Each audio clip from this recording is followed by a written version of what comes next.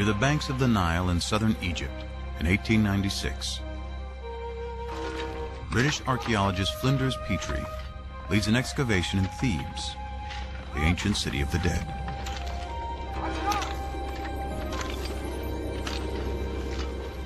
Here he unearths one of the most important discoveries in biblical archaeology.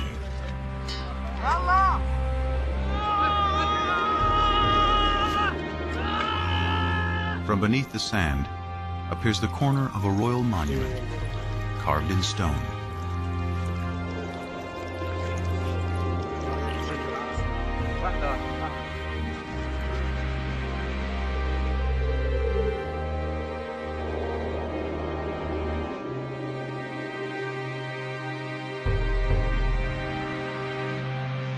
Dedicated in honor of Pharaoh Merneptah, son of Ramses the Great, it became known as the Merneptah Stela.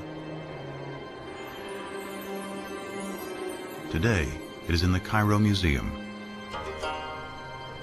This stela is what the Egyptians would have called a triumph stela, a victory stela, commemorating victory over foreign peoples. Most of the hieroglyphic inscription celebrates Merneptah's triumph over Libya, his enemy to the west. But almost as an afterthought, he mentions his conquest of people to the east in just 2 lines. The text reads, Ashkelon has been brought captive, Gezer has been taken captive, Yanoam in the North Jordan Valley has been seized, Israel has been shorn, its seed no longer exists.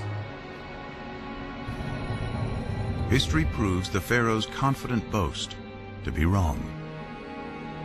Rather than marking their annihilation, Merneptah's stela announces the entrance onto the world stage of a people named Israel. This is priceless evidence for the presence of an ethnical group called Israel in the central highlands of southern Canaan. The well-established Egyptian chronology gives the date as 1208 BC.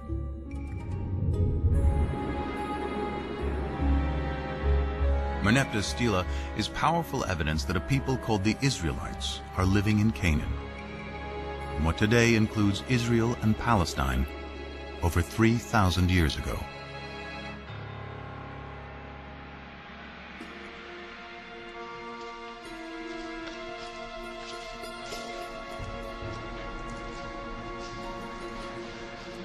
The ancient Israelites are best known through familiar stories that chronicle their history.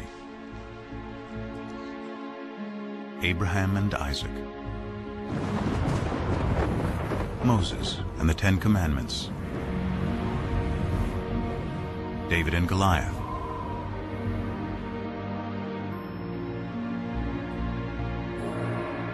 it is the ancient Israelites who write the Bible.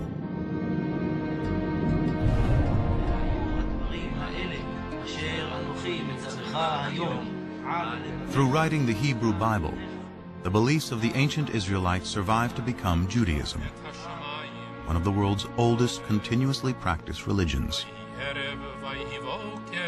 And it is the Jews who give the world an astounding legacy: the belief in one God.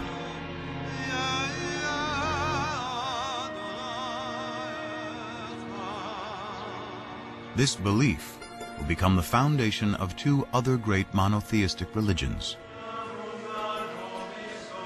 Christianity and Islam.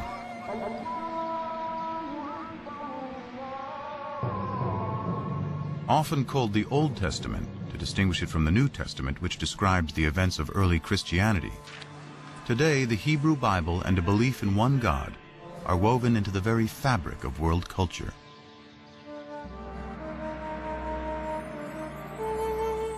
But in ancient times, all people, from the Egyptians to the Greeks to the Babylonians, worshiped many gods, usually in the form of idols.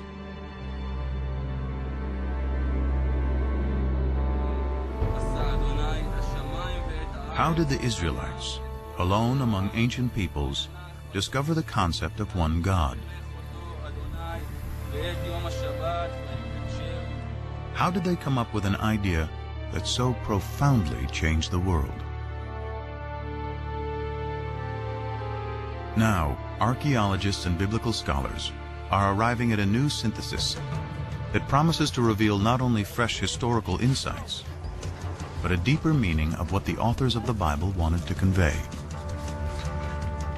They start by digging into the earth and the Bible. You cannot afford to ignore a biblical text, especially if you can isolate a kind of kernel of truth behind these stories, and then you have the archaeological data. Now, what happens when text and artifacts seem to point in the same direction?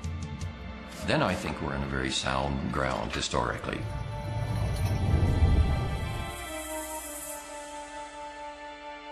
Scholars search for intersections between science and scripture. The earliest is the victory stela of the Egyptian pharaoh Merneptah from 1208 BC. Both the stela and the Bible place a people called the Israelites in the hill country of Canaan, which includes modern-day Israel and Palestine. It is here, between two of history's greatest empires, that Israel's story will unfold.